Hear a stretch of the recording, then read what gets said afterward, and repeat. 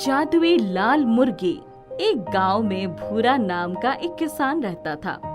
उसने कई मुर्गियां पाली थी। उसका मुर्गियों और अंडों का व्यापार था। अचानक एक भयानक संसर्ग से फैलने वाली बीमारी ने उसकी सारी मुर्गियों और चूजों को मौत की गोद में सुला दिया। उसका पूरा व्यापार चौपट हो गया। उसके सर पर बहुत सारा कर्ज भी हो गया था। एक दिन उसके घर एक महात्मा पधारे और भूरा ने उन्हें अपना सारा हाल सुना दिया। महात्मा ने अपने ज्ञान दृष्टि से सारी वस्तु स्थिति को जान लिया। देखो, तुमने जो मुर्गियों, चूजों और अंडों का व्यापार किया, वो तुम्हें सदैव घाटा ही देता रहा। अब किसी भी मुर्गी के चूजे या अंडों को बेचना तुम्हारे लिए हानिकारक सिद्ध होगा। तुम कोई ऐसा व्यापार करो जिसमें जीव हत्या ना हो। ठीक है महाराज, मैं ऐसा ही करूँगा। महाराज चले गए और भूरा भविष्य की योजना के बारे में सोचने लगा।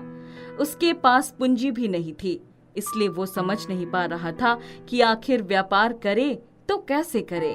अचानक उसके मुर्गी घर से एक लाल रंग का चूजा बाहर आया और उसके पास खड़ा हो गया। हे भगवान, मेरी मुर्गियाँ और चूजे तो समाप्त हो गए। ये लाल चूजा कहाँ से आ गया? मुझे तो अब मुर्गी पालन का व्यापार करना ही नहीं था।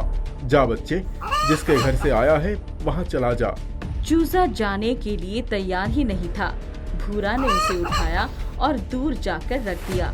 इतने में उसने देखा एक बिल्ली चूजे की तरफ बढ़ रही थी। बिल्ली आगे बढ़ी और रुक गई, जैसे किसी चीज से टकरा गई हो। वो फिर उठी और आगे बढ़ी और दोबारा अदृश्य वस्तु से टकराकर रुक गई। कुछ जादुई चमत्कार लग रहा था, पर भूरा के समझ में कुछ नहीं आया। लेकिन उसने जाकर चूजे को उठा लिया। वो जान गया कि अगर उसने चूजे को यूं ही छोड़ दिया तो उसकी जान को खतरा हो जाएगा। अब मैं क्या करूं? इस चूजे को कैसे भगाऊं? ये किसी भयानक बीमारी का शिकार हो सकता है। मैं एक काम करता हूं, एक बड़े पिंजरे में इनको भगवान के मंदिर के पास रख देता हूं। अब तो वही दुनिया के रखवाले प्रभु इसकी रक्षा कर सकते हैं। इस तरह लाल चूजे को भूरा के भगवान के मंदिर के पास स्थान मिल गया। लाल चूजा बड़ा होने लगा और बहुत जल्द ही लाल मुर्गी बन गया। लाल मुर्गी भूरा के घर के आसपास दाने चुगती और फिर भूरा के पास वापस आ जाती। वो प्रतिदिन अपने साथ एक छोटा सा अमरूद का पौधा लेकर आ जाती थी और भूरा उसे घर के पास वाले बाग में लगा देता था। इस तरह धीरे धीरे भूरा के बाग में अमरूद के बहुत सारे पेड़ हो गए। एक दिन लाल मुर्गी जैसे ही भूरा के पास आई, उसी समय एक साहूकार हाजिरा लाल भी आकर भूरा के सामने खड़ा हो गया। वो गुस्से से भरा हुआ था। भूरा, अब तुम्हारे कर्ज का समय पूरा हो गया। मुझे आज मेरा सारा रुपया सूद समेत चाहिए। सेठ जी, आप तो जानते हैं मेरा सारा व्यापार चौपट हो गया। मुझे बहुत बड़ा घाटा उठाना पड़ा। तुम्हारे घाटे से मुझे कुछ लेना देना नहीं है। ये सब तुम्हें कर्ज लेने से पहले सोच लेना चाहिए था। तुम कहीं से भी लाओ, मुझे मेरा रुपया चाहिए। इसके पहले भी तुम्हें एक मौका दे चुका था, अब कोई मौका नहीं दूंगा। सेठ जी, मैं आपके हाथ जोड़ता हूँ, पैर पकड़ता हूँ। मुझे एक हफ्ता का मौका दे दीजिए। मैं आपके रुपए किसी तरह से अदा कर दूंगा। अब एक दिन का भी मौका नहीं दूंगा। भूरा को कुछ नहीं सूझ रहा था। वो दुख से पागल हो रहा था। उसी समय लाल मुर्गी ने अपने साथ लाए हुए अमरूद के छोटे पेड़ को वही पास में लगा दिया। इसके बाद उसने पंख फड़फड़ाए और उड़कर हाजिरा लाल को चोंच मार दी। अचानक हाजिरा लाल पर जैसे जादू हो गया। उसका पूरा सुर ही बदल गया। अरे भूरा, तू क्यों चिंता कर रहा है? मैं तुझसे कोई ब्याज नहीं लूंगा। जब तेरे पास रुपए आएंगे दे देना, कोई जबरदस्ती थोड़ी है। भूरा साहूकार की बात सुनकर चौंक गया। वो सोचने लगा कि इतनी जल्दी इतना बड़ा परिवर्तन कैसे आया। अच्छा भूरा, मैं चलता हूँ। एक पैसे की भी चिंता मत करना। साहूकार चला गया और भूरा अपनी लाल मुर्गी को देखकर अंदाजा लगाने लगा। उसे याद आ गया कि मुर्गी के चोंच मारते ही साहूकार के अंदर जादुई परिवर्तन हुआ था। लाल मुर्गी जादुई थी। उस दिन बिल्ली भी इसका कुछ नहीं बिगाड़ पाया था। आज मैं तो सांप बच गया। खैर, कुछ समय के लिए साहूकार से जान बची, लेकिन उसके रुपए मैं कैसे लौटाऊंगा? भूरा के इतना सोचने पर लाल मुर्गी ने फिर से पंख फड़फड़ाए और उछलकर अमरूद के पेड़ को चोंच लगा दी। जादू हो गया। वो अमरूद का पौधा बड़ा होने लगा। कुछ पलों में उसमें बड़े बड़े अमरूद भी आ गए। भूरा की आंखें खुली की खुली थी कि फिर से लाल मुर्गी ने पंख फड़फड़ाए और उसने अमरूद के पेड़ को चोंच मार दी। चोंच मारते ही अमरूद के रंग बदलने लगे। वे भी सोने के बन गए। अरे बाप रे, सोने के अमरूद! मुर्गी देवी, ये कैसा चमत्कार है? क्या ये असली सोने के हैं? भूरा भाई, तोड़ कर देख लो, खरा सोना है। अब तो हाजिरा लाल के रुपए आसानी से अदा कर लोगे। अरे मुर्गी देवी, इतने सोने में तो मैं पूरे जिले का कर्जा अदा कर सकता हूँ। आपने तो मेरी जिंदगी बदल दी, कर्ज के बोझ से बचा लिया। भूरा भाई, व्यापार करना चाहते थे? अब करो अमरूद का व्यापार, कर लो अपने सपने साकार। भूरा ने जादुई लाल मुर्गी के सामने हाथ जोड़ लिए। उसके बाद उसने साहूकार के रुपए अदा कर दिए। भूरा ने जब बाद में दूसरे अमरूद के पेड़ों को देखा तो चौंक गया। वो सभी बड़े हो गए थे और उन पेड़ों में बहुत बड़े बड़े अमरूद आ गए थे। उसने अमरूद का व्यापार बढ़ा लिया, गांव के बेरोजगार युवकों को रोजगार दिया। इस तरह अपना और गांव वालों का जीवन संवार दिया। भूरा की भलाई की नीयत ने उसे सदैव सफलता के सुंदर रास्ते ही दिलाए। कहते हैं, कर भला तो हो भला। जादुई करी पाउडर। रमेश एक खाने का होटल चलाया करता था। उसका होटल ज्यादा नहीं चलता था। छोटा सा होटल होने की वजह से कम ही ग्राहक उसके पास आया करते थे। राजू उसके यहाँ काम किया करता था। साहब, खाना तो बना लेते हो, ग्राहक तो आते ही नहीं। तेरा काम खाना बनाने का है, तू खाना बना। ग्राहक आना और ना आना बाद की बात है। तू अपने काम पर ध्यान दे, बस। काम पर ही ध्यान दे रहा हूँ साहब, ग्राहकों को भी देखना तो मेरा काम है। बहुत ज्यादा बोल रहा है।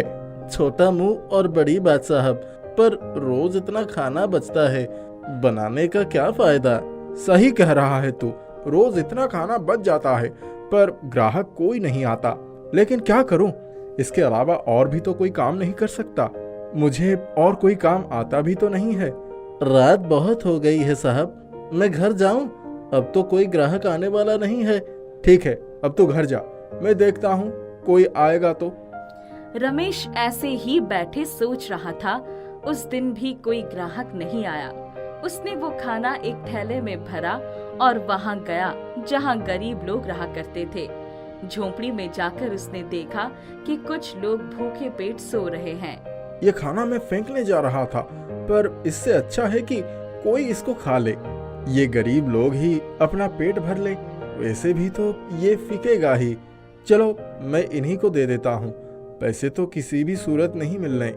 रमेश खाना बांट रहा होता है तो उसी दौरान उसे एक झोंपड़ी में एक अपाहिज औरत दिखती है जिसके हाथ नहीं होते। साहब, आपने बहुत अच्छा किया जो यहाँ खाना ले आए। मेरे हाथ नहीं है, खाना मैं बना नहीं सकती। आप लोगों की रहमत पर ही जिंदा हूँ अभी तक। तुम चिंता मत करो, मैं तुम्हारे लिए रोज खाना लेकर आ जाऊंगा। तुम्हें अब बनाने की चिंता नहीं करनी पड़ेगी। भगवान तुम्हारा भला करे। साहब, अगर मेरे हाथ होते तो मैं खुद ही बना लेती। अब तो मैं लाचार हो चुकी हूँ, कहाँ से खाना बनाऊं? जो खाना रात को रमेश के होटल में बच जाता था वो प्रियंका को रोज लाकर देता। ऐसे ही उसे कई दिन हो गए। एक दिन प्रियंका ने उसे रोक कर कहा, साहब, आपने मुझे बहुत दिन तक खाना खिलाया है, इसके लिए मैं आपको कुछ देना चाहती हूँ। मुझे कुछ नहीं चाहिए, तुम्हारा पेट भर सकूं इतना ही मेरे लिए काफी है। साहब, मेरे पास कुछ और तो देने के लिए नहीं है, पर जब मेरे हाथ सही सलामत थे मैं करी पाउडर बनाया करती थी। सारे करी पाउडर खराब हो गए, परंतु वो एक करी पाउडर का डिब्बा बचा है। मैं चाहती हूँ कि आप इस करी पाउडर के डिब्बे को ले जाएं और अपने खाने में इस्तेमाल करें। क्या करूँगा इस करी पाउडर का मैं? खाना तो फिर भी स्वादिष्ट नहीं बनता, कोई ग्राहक आता नहीं है। बेकार में इसे भी बेकार कर दूंगा।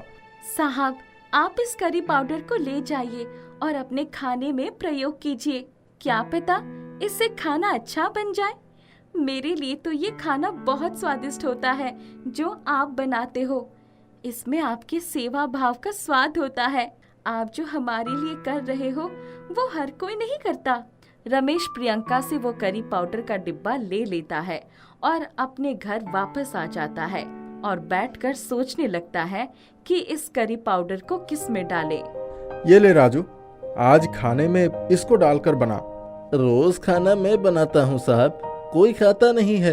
ऐसा करो आज आप ही खाना बनाओ, क्या पता आपके बनाने से खाना अच्छा बने और हर कोई खाने के लिए आए। चल ठीक है, मैं ही बनाता हूँ आज खाना। रमेश खाना बनाना शुरू करता है और खाने में वही करी पाउडर मिला देता है। अचानक से उस करी पाउडर के मिलने से खाना इतना स्वादिष्ट बनता है कि उसकी खुशबू हर जगह फैल जाती है। अरे साहब, आपने क्या मिलाया है इस खाने में? इसकी खुशबू तो इतनी अच्छी लग रही है कि जी कर रहा है सारा खाना मैं ही खा जाऊं। सच में राजू? हाँ साहब, वो देखो ग्राहक भी दौड़ दौड़ कर आ रहे हैं। आज तो लगता है खाना भी कम पड़ जाएगा। ये तो चमत्कार हो गया। कहाँ कोई नहीं आता था हमारे होटल में और अब वो इतने सारे लोग दौड़ते हुए आ रहे हैं। जल्दी जल्दी टेबल सजा राजू। रमेश के होटल में बहुत सारे लोग एक साथ खाना खाने आ जाते हैं और सभी उसके खाने की मांग करते हैं। सभी पेट भर खाना खाते हैं और खाने की बहुत तारीफ करते हैं। रमेश दोबारा खाना बनाता है, परंतु जितना मसाला उसमें डालता था वो मसाला और बढ़ जाता था। खाना भी बहुत स्वादिष्ट बन जाता था। ये सब क्यों हो रहा है? इस करी पाउडर को जैसे ही मैंने खाने में मिलाया, हर शख्स इसको खाने के लिए बेचैन हो गया और जितना मैं इसको खाने में प्रयोग करता हूँ ये उतना ही बढ़ जाता है। क्या ये करी पाउडर सच में जादुई है? साहब, खाना फिर से कम पड़ गया है, दोबारा बना दीजिए। आज तो चांदी ही चांदी हो गई है, बहुत मुनाफा हुआ है। ये तो बहुत खुशी की बात है। रमेश इसी तरह से उस करी पाउडर की सहायता से खाना बनाता था और ग्राहकों को वो खाना बहुत पसंद आता था। अब रमेश ने अपना छोटा सा होटल बड़ा कर लिया था और हर सुविधा को उसमें ले आया था। सब रमेश के यहाँ पर खाना खाने के लिए आते थे। अब खाने की टेबल के लिए इंतजार भी करना पड़ता था। राजू, जल्दी से खाना बनाने में मेरी मदद कर। पर साहब, ग्राहक तो अब कहाँ आएंगे? हमने तो दुकान बढ़ा दी है। आप रोज एक्स्ट्रा खाना क्यों बनाते हैं? राजू, आज मैं जो भी हूँ इस एक्स्ट्रा खाने की वजह से ही हूँ। इस एक्स्ट्रा खाने को मैं नहीं छोड़ सकता। जल्दी जल्दी इसे थैली में पैक कर दे और मैं जा रहा हूँ। दुकान बढ़ाकर आ जाइयो। पर आप कहाँ जा रहे हो? रोज इतना सारा खाना पैक करवाते हो और कहाँ लेकर जाते हो, पता ही नहीं चलता। ये खाना ही तो है जिसने मुझे जादुई करी पाउडर दिया है। इसी करी पाउडर की वजह से ही तो मैं आज इस मुकाम पर पहुंचा हूं। अगर मैं ये खाना गरीबों में नहीं देता तो इनकी दुआ जादू के रूप में मुझे नहीं मिलता। मैं कभी भी गरीबों को खाना खिलाना नहीं भूल सकता। रमेश इसी तरह से रात को उस करी पाउडर से खाना बनाकर गरीबों को खिलाता था और प्रियंका के लिए खाना लेकर जाता था। वो आज बहुत अमीर हो चुका था, परंतु उसने अपनी अच्छाई नहीं छोड़ी थी। वो गरीबों का चहेता बन चुका था।